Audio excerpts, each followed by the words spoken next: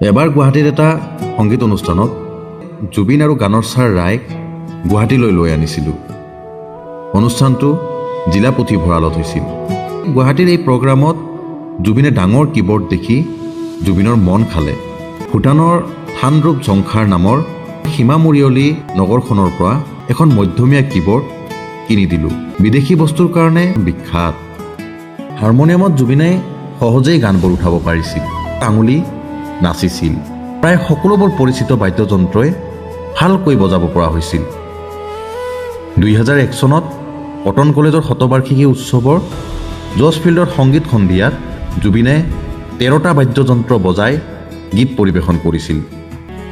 বিজিনিত থাকোঁতে ৰেডিঅ' আৰু গানৰ কেছেট বজাব পৰা আৰু টিভিও সুলভ হৈ পৰিল। আমাক গান আৰু চিনেমা জগতত অবাধ বিচৰণ কৰালে। চিনেমাৰ কেছেটবোৰো ওলাল। সেই সময়তেই জুবিনে অসম তথা ভাৰতৰ প্ৰায় সকলো প্ৰসিদ্ধ গায়ক গায়িকাক জানিব পাৰিলে। পশ্চিমীয়া ধ্ৰুপদী আৰু সমকালীন সংগীতৰ লগত পৰিচিত হ'ল। যদি কেতিয়াবা গান গায় তেন্তে সেইসকল প্ৰতিষ্ঠিত বা খ্যাতিমান কোনো গায়কৰ গায়িকী অনুসৰণ তেওঁ নকৰে। তেওঁৰ সমকালীন আৰু ধ্ৰুপদী গীত পৰিৱেশন শুনিলে কথাটো চাফাকৈ বুজা যায়। গায়ক হ'বলৈ হ'লে নিজস্ব এটা কণ্ঠ আৰু শৈলী তৈয়াৰ কৰি ল'ব লাগিব সাধনাৰে।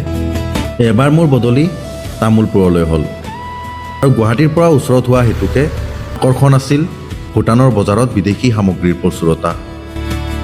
বিজিনি এৰাৰ লগে লগে গানৰ ছাৰ শ্ৰী ৰমণী ৰায়ৰ লগত সম্বন্ধ হেৰাল। পাছত জুবিনে গায়ক হোৱাৰ কিছুদিন পাছতেই সেই গানৰ ছাৰক এখন গীটাৰ উপহাৰ দি আহিছিলগৈ।